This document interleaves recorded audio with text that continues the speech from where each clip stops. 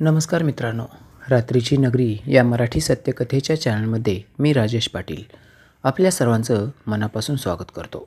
मित्रांनो, आज मी तुम्हाला आपल्या चॅनलवर मामी, माझी चावट मामी या कथेचा पुढचा भाग ऐकवणार आहे. मित्रांनो, हा भाग तुम्हाला खूप आवडला. याला तुमच्याकडून भरपूर रिस्पॉन्स आला, म्हणून मी कथेचा पुढचा भाग तुमच्यासमोर आता सादर करायचं ठरवलं आहे.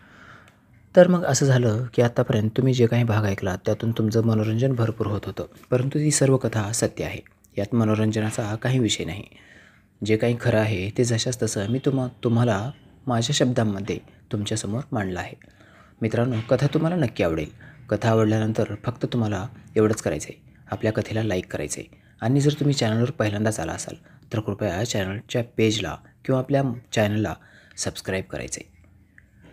तर मित्रांनो, मग असं घडलं की जवळजवळ सर्व गोष्टी मामीनं मला अगदी व्यवस्थितपणे शिकवल्या होत्या.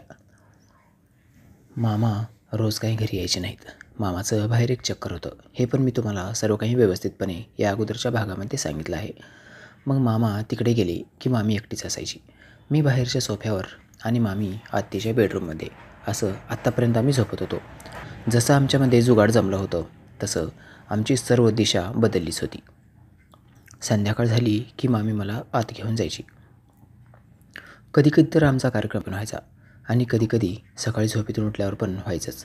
आता हा कार्यक्रम आमच्यामध्ये रोजच होऊ लागला होता. याला काही वेळ काळ या असल्या कोणत्याच गोष्टीचं काही भान नव्हतं. जेवण, खाणं, आंघोळ सर्व काही आमचं एकत्रच व्हायचं. आता मी आणि मामी दोघेजण खूपच एकरूप झालो होतो. आमच्या दोघांच्या प्रणयाला आता बहार येऊ लागला होता. मित्रांनो, ही गोष्ट त्या दिवशीची आहे. मामी मला म्हणाली, म्हणजे आता सांगायचं तुम्हाला म्हणजे ह्या कथेला खरं तर मी नाव डबल धमाका द्यायला पाहिजे होतं, परंतु जसं काही आहे मला जसं आठवलं तसं मी तुमच्यासमोर ही गोष्ट सादर करत आहे. मामी मला त्या दिवशी म्हणाली, राजेश, तुम्ही तर माझे काही करता ते मला खूप आवडले आणि तुमची पॉवर, ताकद, तुमची पद्धत सर्व काही मला खूप आवडले, परंतु माझी आणखीन एक गोष्ट आहे, बघा तुम्हाला आवडते का? मी म्हणालो, मामी, या माझ्या सर्व गोष्टींची गुरु तुम्ही आहात. तुम्ही जे काही शिकवलं आहे, जसं काही शिकवलं आहे तसंच मी करतो आहे. त्याच्यामुळं तुम्हाला आवडलं का नाही आवडलं का असं तुम्ही मला काही म्हणायचं नाही. तुम्हाला जसं पाहिजे तसं मला सांगायचं आणि मी तुम्हाला त्या पद्धतीमध्ये ठोकून काढायला तयार आहे. मग ती मला म्हणाली, माझा विषय नाही ओ. मग मी म्हणालो, मग कुणाचा विषय आहे? मग मामी लगेच म्हणाली, माझी एक मैत्रीण आहे. मी म्हणालो, मग मैत्रिणीचा काय विषय आहे? मामी म्हणाली, ऐकून तरी घ्या अगोदर.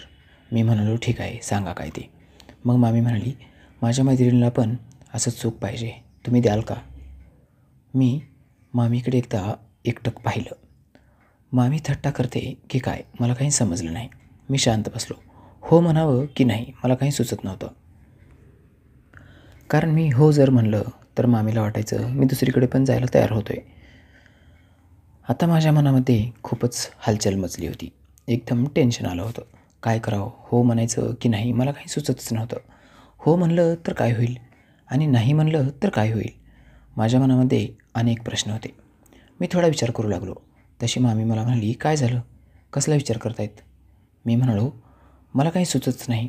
तुमच्या मैत्रिणीचं आणि माझं काय देणं घेणं आहे आणि तुम्ही तिला कशाला सांगितलात आपल्या दोघांमध्ये काय होते ते? मग मामी हसली आणि मला म्हणाली, अहो असं काहीच नाही, मी नाही सांगितले. मग मी तिला म्हणालो, तुम्ही तर सांगितलं नाहीत, मग तिला कसं कळालं? मामी म्हणाली, आधी माझं ऐकून तरी घ्या. मी तुमचंच ऐकून घेतो आहे, सांगा तुम्ही पूर्ण वाक्यामध्ये सर्व काही व्यवस्थित सांगा म्हणजे मला बोलता येईल. मग मामी परत एकदा हसली. प्रत्येक गोष्टीवर काय हसतायत असं मी म्हणालो. मग ती मला म्हणाली, तुम्हाला टेन्शन येते का, राग आला की काय तुम्हाला माझ्या बोलण्याचा? मी म्हणालो, छे, मला कशाला राग येणार, राग यायसारखा काही विषयच नाही ना.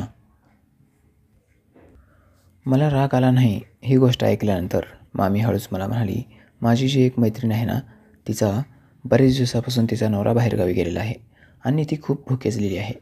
तिला तृप्त व्हायचं आहे. मग काल जेव्हा ती माझ्याकडे आली त्यावेळेला तिनं माझ्यासमोर तिचं दुःख मांडलं. तुम्ही आणि मामा तुम्ही दोघेजण बाहेर गेला होतात त्यावेळची ही घटना आहे. मी म्हणालो, हो का? तरी वाटलं मला, माझ्यासमोर तर असं काही घडलंच नाही. मामी म्हणाली, तुम्ही घरीच नव्हतात, मग तुमच्यासमोर कसं घडणार? तुम्ही नसताना झालेला विषय आहे आणि तुम्ही येण्याच्या अगोदरच ती निघून गेली. मग मी मामीला म्हणालो, तुम्ही तिला काय सांगितलं? तर मामी म्हणाली, मी तिला आज संध्याकाळी आपल्याकडं मुक्कामाला बोलवलं आहे. जर काही जुगाड झाला तर मी करते असं म्हणून सांगितले आहे. तसं बघितलं तर ती तुमच्या मामासोबतच झोपायला तयार होत होती. तुमच्या मामासोबतच तिला करायची इच्छा होती. परंतु तुमचे मामा सध्या बाहेरगावीच आहेत. त्याच्यामुळं मी म्हणाले ठीक आहे ये तू. जर माझा नवरा आला तर सर्व काही व्यवस्थित होईल असं म्हणून मी तिला पाठवले आहे. मग मी मामीला म्हणालो मामी मामा तर घरी नाहीत, तुम्ही तर असं सांगितलं, मग ऐन टायमाला काही प्रॉब्लेम तर होणार नाही ना. मामी खूपच हुशार होती. ती मला म्हणाली तुम्ही नका टेन्शन घेऊ, मी आहे ना, मी करते सर्व काही व्यवस्थित, फक्त मी सांगेल तसंच करायचं. मी म्हणालो ठीक आहे. आत्तापर्यंत कोणती गोष्ट अशी आहे की जी मी माझ्या मनाने केली, सर्व काही तुमच्या मनावरच होते ना. मग ती म्हणाली हो ते तर आहेच, आता हे पण माझ्या मनावरच करायचं, परंतु तुमची इच्छा आहे की नाही हे विचारायसाठी मी तुम्हाला विचारले. मग मी म्हणालो तुम्ही जसं सांगाल ना तसं करायला तयार आहे आणि ज्याच्यासोबत म्हणाल ना त्याच्यासोबत करायला तयार आहे, फक्त तुमची इच्छा असावी. तुम्हाला जर टेन्शन येत नसेल तर या घेऊन कोणाला पण, मला काय करायचं आहे, माझं काम फक्त ते एकच ठोकून काढायचं. आणि मी मोठ्यानं हसू लागलो. मग मामी पण हसू लागली. मग काही वेळ असाच गेला. मी शांत बसलो. आतल्या खोलीमध्ये जाऊन मामीनं मस्तपैकी आमच्या दोघांसाठी नाश्ता घेऊन आली. आम्ही दोघांनी तराटून नाश्ता केला.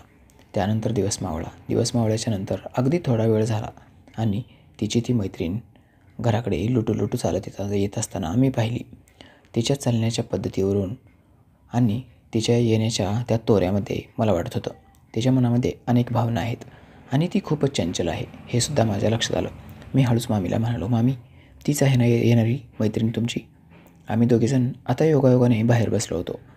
मामी म्हणाली हो तीच आहे. मी म्हणालो तिचं नाव काय. मामी म्हणाली नाव ऐकून काय करणार. मी म्हणालो अहो नाव ऐकून काही करणार नाही, पण माहीत तरी पाहिजे ना तिचं नाव काय आहे. मामी म्हणाली तिचं नाव शैला आहे. हो का, मी म्हणालो. मग मामीसुद्धा म्हणाली हो शैला नाव आहे तिचं. आणि हळूवारपणे मी विचारलं तिचं वय किती आहे असेल हो. ती म्हणाली 33-34 वर्ष असेल, 35पेक्षा निश्चितच कमी, कारण आता अशामध्ये तिचं लग्न झालं आहे. 5-6 वर्षाच्या पूर्वी माझ्यासमोरच तिचं लग्न झालं आहे. मी म्हणालो हो का. मग मामी म्हणाली हो खरं आहे सर्व काही. आम्ही दोघे बोलत असतानाच शैला हळूहळू आमच्याजवळ चालत आली. अगदी आमच्या जवळ येऊन बसल्यानंतर ती अगदी आमच्या जवळ येऊन थांबली आणि माझ्याकडे पाहू लागली.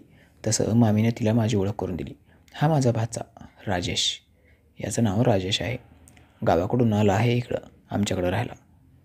मग ती हसू लागली. मग मी लगेच म्हणालो गावाकडून, कुठल्या गावाकडून. मग मामी म्हणाली अहो आता तुम्ही पलीकडच्या घरून अलीकडच्या घरी आलात ना, मग तुम्ही त्या गावचे आम्ही ह्या गावचे, आपल्या दोघांच्या घरामध्ये एक मोठी रोड आहे ना. मी परत हसू लागलो. हो बरोबर आहे, आम्ही पलीकडच्या गावचे तुम्ही अलीकडच्या गावचे, म्हणून मी हसू लागलो. काही वेळ गेला आणि आमची चर्चा रंगली. मी म्हणालो मामी मी ह्या शैलाला तर ओळखत नाही, कसं काय हो. तसं मामी म्हणाली अहो ती आता नवीनच आपल्या गावात राहायला आली, 5-6 वर्षाच्या पूर्वीच आली आहे, परंतु ती जास्त बाहेर फिरत नाही. तिचा नवरा अधिकारी आहे, त्याच्यामुळं तिला घराच्या बाहेर यायचा काही प्रश्नच पडत नाही. सर्व सुखसुविधा घरातच आहेत, त्याच्यामुळं ती कधी कशाला घराबाहेर येतच नाही. जे काही पाहिजे ते घरातच मिळतं आणि कामाला तिच्याकडे 3-4 बाया आहेत. भांडी धुवायला, स्वयंपाक करायला, कपडे धुवायला, काही साहित्य घेऊन यायला, सर्व गोष्टींना त्यांनी स्त्रिया ठेवल्या आहेत. मी म्हणालो एखादा पुरुष पण ठेवावा की नाही. मग मामी म्हणाली मग जाता का तुम्ही तिथं. मी मामीकडे बघितलं आणि म्हणालो मी काय घरगडी दिसतो की काय तुम्हाला.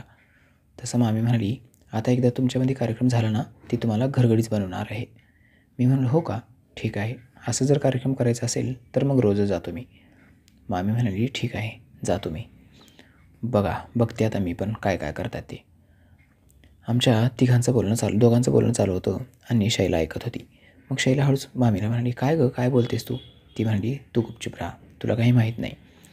संध्याकाळची जेवणं वगैरे आमची एकदम व्यवस्थित झाली. जेवायची ताटं साहजिकच शैलानंच बनवली होती आणि स्वयंपाकसुद्धा दोघींनी मिळून बनवला होता. शैलाच्या हाताला खूपच छान चव होती. एकदम जेवण आमचं मस्त झालं. जेवण वगैरे झाल्यानंतर शैला हळूच मामीला म्हणाली जेवण तर झालं, आता बाकीच्या सोयीचं काय केलं आहेस. मामी म्हणाली जरा गप तरी राहा ना, थोडा वेळ शांत राहा. मग ती म्हणाली अगं मी विचारते तुला, सर्व काही जर व्यवस्थित असेल तर मी थांबणार आहे आणि जर तुझ्याकडं सोय होत नसेल तर मी राधाकडे जाणार आहे. मामी म्हणाली, राधा? कोण राधा? ती नवीन आपल्या शाळेमध्ये शिक्षक आली आहे ती राधा. मग शैला म्हणाली, हो तीच शिक्षिका जी आहे ना तीच राधा. मामी म्हणाली, का? तिच्याकडे काय आहे? लगेचच शैला म्हणाली, तिच्याकडं पण आहे सोय काहीतरी खास आहे तिच्याकडं. दुपारी माझं तिच्यासोबत पण बोलणं झालं होतं, परंतु मी तिच्याकडून तेवढी काही संतुष्ट नव्हते आणि तिच्याकडे सोय होईलच का नाही याची मला काही खात्री नव्हती. त्याच्यामुळे मी तुझ्याकडं पण खडा टाकला होता. मामी म्हणाली, असं आहे का? म्हणजे माझ्याकडं नाही जर जुगाड झाला तर तू राधाकडे जाणार हो ना? परंतु मी तुला एक गोष्ट विचारू का? ती म्हणाली, हो विचार ना. मग मामी तिला म्हणाली, जर माझ्याकडे सोय झाली आणि खास सोय झाली तर तू काय करणार? मग ती हसली आणि म्हणाली, माझी जर सोय तुझ्याकडे झाली आणि खास झाली तरी तुझ्याकडे थांबणार. राधाकडे जायची काहीच गरज नाही. मामी म्हणाली, खरंच का? ती म्हणाली, हो अगं मी तुला खरंच बोलते आणि खोटं कशाला बोलू? खोटं बोलून होणार तरी काय? ठीक आहे असं म्हणून मामीनं मला इशारा केला.